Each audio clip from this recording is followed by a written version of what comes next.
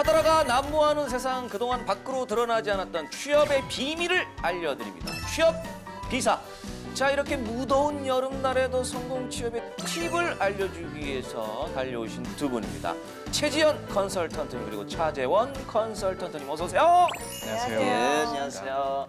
잘 지내셨습니까? 네, 잘 지냈습니다. 잘 지냈습니다. 날씨가 좀 요란하기도 하고 덥기도 하고 후덥지근하고 자, 이렇게 무더운 여름날에도 많은 또 우리 취준생 여러분들이 고생하고 있습니다. 네. 이게 좀 무더울 때는 그냥 바로 시작해야 돼요. 뭐 근황도 사실 딱히 안 궁금하잖아요, 저희 이제. 그렇죠. 열심히 해야죠. 예, 이렇게 나와 있는 게 뭐 무탈하게 살고 있겠거니. 잘 살고 있겠거니. 무소식이 희소식이니까. 뭐 거두절미하고 바로 그럼 본론으로 들어가도록 하겠습니다. 알겠습니다. 오늘의 카더라를 공개할 텐데요. 오늘의 카더라. 지방 출신은 대기업 입사가 불리하다입니다. 자, 이게 조금 약간 민감한 카더라인데 네. 이게 특히 이제 지방대를 다니는 학생들한테는 약간 좀 궁금해하기도 하고 민감할 수도 있어요. 어떻습니까? 근데 꼭 지방대 학생들뿐만이 아니라요. 네네네. 이제 제가 서울에서 이렇게 상담이나 이제 강의를 하면은 끝나고 항상 물어보는 게 네. 저희 대학 수준은 어떤가요? 저희 대학은 갈 수 있나요? 아하. 이런 얘기를 하는데 어. 아 정말 그런 그 네임밸류 혹은 그런 그 대외적인 어떤 인지도 순위 이런 거는 좀 연연해 하지 말라고 저는 좀 얘기를 해주는 편이에요. 이 카더라 그래서 무서운 거예요. 이 학교에만 있으니까 내가 지금 다니고 있는 이 학교가 네. 내가 가고자 하는 그 기업에서 약간 좀 선호도가 어떤지, 네. 인지도가 어떤지, 호감도가 어떤지 궁금해하시는군요. 네.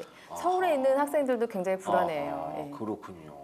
어떻습니까? 예, 최지현 선생님 말씀이 맞고요. 네. 뭐 절대적으로 어느 학교가 좋다고 하면 당연히 그게 이제 어느 정도 서열화가 됐겠죠. 네. 하지만 그건 어디까지나 그 특정 학생의 성과에 따른 결과이기 때문에 지방대이지만 유명한 기업이나 대기업들, 외국계 기업도 가시는 경우도 있고요. 네. 또 서울권도 가는 경우도 있고요. 따라서 이건 개인마다 특성이 있는 것이기 때문에 특정 대학 출신이 유리하다 불리하다라고 논하는 건 조금 어렵지 않나 싶습니다. 과거에 약간 그런 경향이 있었잖아요. 네. 엘리트 출신들, 뭐 스카이 대학 출신들 선호하는 기업들이 있었고, 네. 근데 지금은 이제 공부머리와 일머리가 다르다는 게 증명이 많이 됐기 때문에 이제 좀 없어지는 추세다. 네, 이렇게 얘기하시면 될 것 같아요. 뭐 대학에서의 공부 잘했던 거와 또 이제 회사에 들어와서 어떤 뭐 조직력이라던가 일머리가 네. 다르다라는 게 이제 어느 정도 이제 데이터가 쌓이다 보니까 그렇죠. 아하, 사실 꼭 집어서 그- 뽑진 않네. 그렇죠. 우리가 좋은 대학 갈 때는 공부 잘하는 그 인지 능력 위주로 가잖아요. 그렇죠. 근데 회사 가면은 갑자기 시키는 일, 뭐 센스, 뭐 그다음에 뭐 문제 처리, 상황 판단 이런 게 좀 더 중요하다 보니까 아 그거 일머리와 공부머리는 다르다라는 게 나중에 이제 많이 결과를 통해서 증명이 됐거든요. 예, 그래서 좀 그 채용 평가도 좀 많이 변하고 있는 추세다.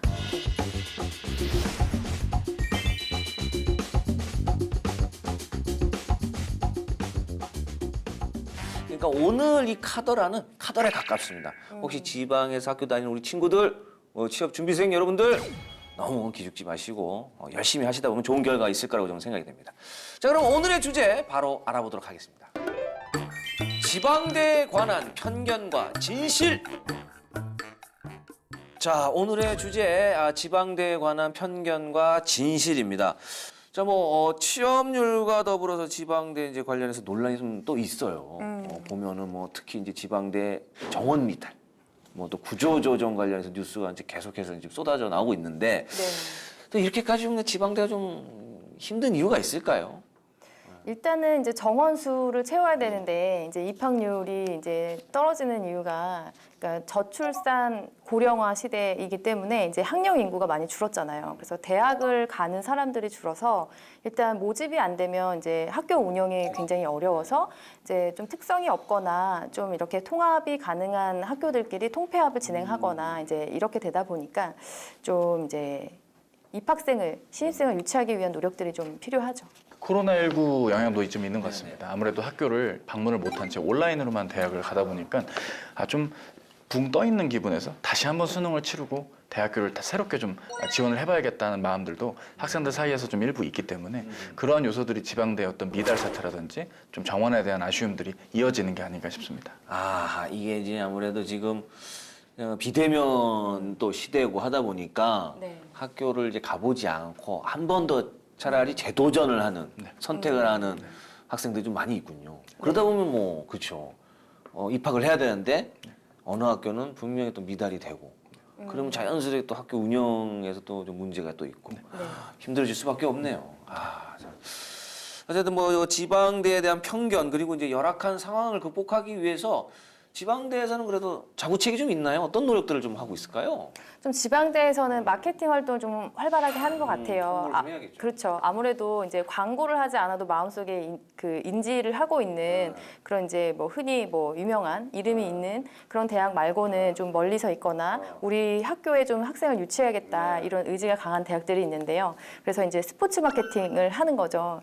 예를 들면 뭐 주류회사나 음료회사나 뭐 전자회사나 이런 그런 기업들이 자기의 그 브랜드 이미지를 높이기 위해서 스포츠 마케팅을 주로 했다면은 이제는 이제 그런 그 온라인으로 비대면 상황으로 경기를 운영하잖아요. 거기에 이제 대학 광고를 한다든지, 네, 그러니까 굿즈 같은 거를 좀 만든다든지, 뭐 그런 것들이 좀 있죠. 이제 지방대에 위치해 있는 의대나 로스쿨 같은 경우도 확실히 그 대학을 입학을 하게 된다면 장학금 혜택이라든지 다양한 형태로 제공을 하는 경우들이 있습니다. 뭐 사실 뭐 이런 의대라든지 로스쿨은 뭐 로스쿨까지 개념은 좀 넘어서긴 했지만 결국 어느 학교를 나오느냐도 물론 중요하다고 볼 수는 있지만 일단 입학하는 것도 의미가 있는 그런 학생분들도 제법 계시거든요.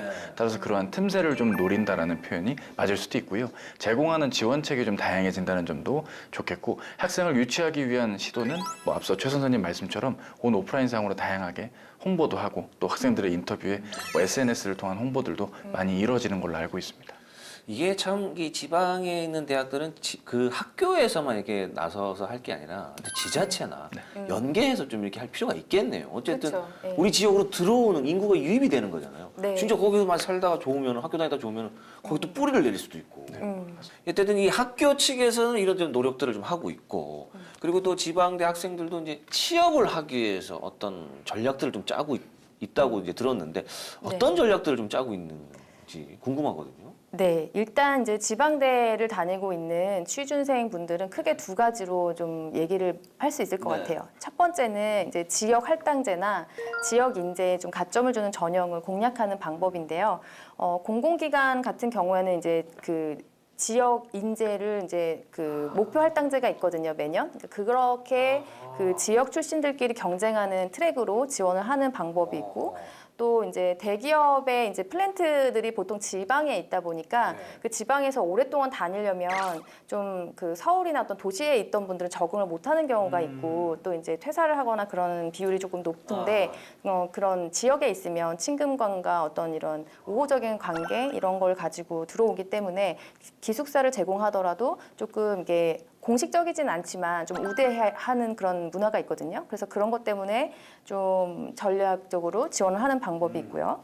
그 다음에 이제 그 두 번째는 이제 직무 능력을 좀 쌓는 거. 이제 서울에 있는 유명한 대학을 가더라도 준비가 안 되어 있는 학생들도 많이 있어요. 근데 그 사람들이 그 대학 출신이라고 해서 뽑히진 않거든요. 왜냐면 그 요즘에는 그 대학 이름을 쓸 수 있는 난 자체가 없는데 그거를 어필할 수가 없잖아요. 그러면은 이제 직무 능력, 직무 포트폴리오 이런 것들로 이제 서류에서 평가를 받게 되는데 그렇기 때문에 이제 현장 실습이라든지 아니면 이제 직무 어떤 과정이라든지 여기에 좀 힘쓰는 방법이 있습니다. 사실 뭐 학생들의 전략은 틈새 전략이라고밖에 말씀드릴 수 없습니다. 결국 이분들께서는 블라인드 채용을 하는 것들로 적극 지원을 하는 게 좋은데요.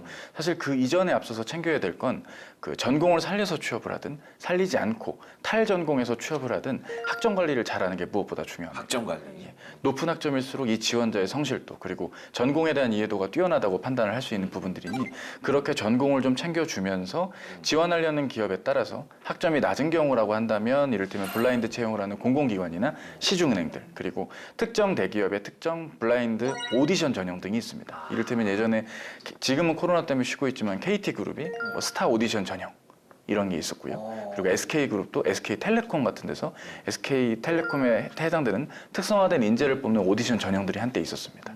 그리고 CJ제일제당 같은 것도 이제 그 영업 직군에 한해서 블라인드 채용으로 나이, 뭐 성별, 지역 다 타파하고 그냥 능력만으로 보는 그런 세일즈 전형들도 일정 부분 블라인드로 진행이 됐었고요. 따라서 이러한 부분들이 학생들이 틈새를 노리고 접근을 해야 될 텐데 이러한 정보를 좀 많이 아는 경우들은 적습니다. 아무래도 내가 지방 권역에 있는 대학교 혹은 내가 학점이 좀 낮으니까 에이 내가 그런 곳에서 채용 기회나 있을까 하고 정보를 더 안 찾아보고 편협한 상황에서 그냥 토익 공부만 하는 일들이 더 많은 경우들이 있겠고요. 또 하나는 이제 특정한 방송사라든지 특정한 대학병원이 위치해 있는 그 인접 대학교들 이런 곳들은 아예 그 대학교 내에서 좀 더 특성화해서 뭐 취업 동아리를 개설한 다음에 특정한 방송사의 지사 이를테면 뭐 전남 순천에 있는 뭐 KBS 순천 관련 지사면 그쪽 지역에 가기 위해서 순천 대학교 학생들은 다 같이 그 KBS의 그 지사를 들어가기 위해서 스터디를 하신다라든지 그런 경우들도 있고요. 특정 대학교 산하에 있는 대학병원이 있다면 그 대학병원의 뭐 사무행정직 이런 쪽으로 이제 지원을 하시는 경우들도 존재하고요. 아예 타깃을 노리고. 예, 아예 타겟을 노리고 전략적으로 하시는 경우들도 있겠죠. 어쨌든 이 스펙을 지금 보지 않는 이 블라인드 채용은 우리 지방대 다니는 학생들은 많이 긍정적으로 생각을 하겠네요. 환영하고 있고. 그러면 이제 실제로 이 블라인드 채용 이후에 취업률이 좀 올라갔습니까? 일단 이제 이런 조사한 것들이 약간씩 조금씩 다른데요. 네. 좀 긍정적인 거는 맞아요. 그러니까 블라인드 채용 이후에 그런 우리가 스카이 대 비스카이로 이제 구분을 한다면은 스카이 비율이 좀 낮아졌다는 그런 결과들이 있거든요. 예, 그리고 이제 여성 비율도 증가하고, 예, 그다음에 이제 지역 출신의 사람들, 지방대 출신의 사람들도 증가했다라는 어떤 결과들도 있고요. 그리고 일부 공기업, 그러니까 금융공기업 거기에서는 이제 약간의 이제 스카이 비율이 조금 높아졌다. 근데 그런 특정 회사가 뭐 금감원, 뭐 산업은행, 뭐 예금보험공사 이렇게 몇 군데가 있었지만 사실 그 기관을 빼고서는 또 이제 지방대 비율이 늘었다 이렇게 하거든요. 그래서 특정 기관만 보고 좀 늘었다 줄었다 하기는 좀 뭐하지만 대기업 같은 경우에도 예전에 한두 명이 갔다면은 지방대 출신이 블라인드 채용 이후에 4명 정도로 늘었다 이렇게 얘기를 하고 있어요. 예, 그래서 그 이전보다는 훨씬 늘었다. 예, 이렇게 말씀드릴 수 있습니다. 네. 아무래도 이 지방대 학생들 일단은 좀 본인이 이 학교에 다니는 것에 의기소침하는 경우가 있는데 그럴 필요가 없을 것 같아요. 특히 네. 이제 블라인드 채용에 있어서는 좀 당당하게 본인 능력 충분히 되니까 예, 적극적으로 계속 취업에 도전하면은 결국 이제 올라가는 거죠. 그렇죠. 뭐 앞서 최 선생님 말씀대로 높아진 부분은 분명 존재하고요. 그렇다고 상위권대 출신 분들이 취업률이 낮아졌냐? 그런 것도 사실 아니거든요. 이를테면 2017년도를 기점으로 공공기관들의 채용의 어떤 인원수가 많이 늘고 있기 때문에 늘어난 비율만큼 지방대 분들께 더 기회가 갔다는 측면으로 이해하는 것도 좋겠고요. 또 이런 부분들도 있습니다. 특정한 대기업은 특정 대학 출신들이 많다더라. 뭐 이런 특정한 커뮤니티에 보면 내가 후배들께 전한다 하면서 그 대학 출신 그 대학 출신의 그 현직자분이 내가 회사 다녀보니 어디 대학이 몇 프로가 있고 우리 학교가 몇 프로가 있고 이런 이야기를 카더라처럼 전달되는 것들이 사실 이런 것 같습니다. 단순히 서류 전형에서부터 어디 대학 밑으로는 뭐 필터링을 한다. 이러한 개념으로 인지를 하는 경향들이 있는데요. 실제로 그렇다기보다는 결국 공부머리적인 부분이 작용하는 것도 있거든요. 이를테면 적성검사라든지 필기시험 혹은 특정한 면접 전형에서 실무가 아닌 특정한 테스트를 보는 기업들도 아직도 일부 존재합니다. 그런 대기업들의 경우는 결국 학습 능력이 있는 분들한테 좀 더 기회가 가는 요소들도 있기 때문에 회사 차원에서 그 채용 설명회를 하면 뭐 온라인이 됐든 오프라인이 됐든 꼭 나오는 질문이 제가 지금 어디 학교 다니는 누군데 저희 학교는 괜찮나요? 이런 질문을 즉석에서 하시는 경우들이 있거든요. 맞아요. 인사 담당자분들의 입장은 그 대학이라고 해서 무조건 떨어뜨리는 게 아니라 최종 합격한 학생 그 합격자들의 학교의 면면을 보니 주로 상위권 대학, 인서울 이내 대학들이 많이 있다 정도로 결론이 나더라고요. 중요한 건 나죠, 나. 네네 맞습니다. 학교가 아니라 납니다. 아, 내가 이게 중심으로 지구가 돈다고 생각해야 되지. 네. 학교 물론 뭐 있겠죠. 뭐 아예야 뭐 없지는 않을 텐데 그렇다고 해서 너무 학교에만 매달리고 우리 학교는 안 뽑아주는 거 아니야? 우리 학교가 아니라 나 내가 뽑히냐 안 뽑히냐 학교는 안 뽑습니다. 기업에서 학교는 안 뽑잖아요. 그렇죠. 네.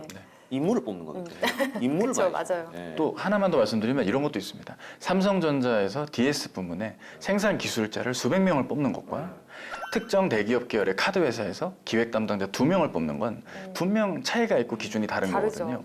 이거를 다 동일시하게 놓고 보니까 이게 뭐 지방대는 안 된다라는 식으로 무조건 편협하게 가는 건 좀 아니라고 생각합니다. 맞습니다. 좋은 말씀이십니다.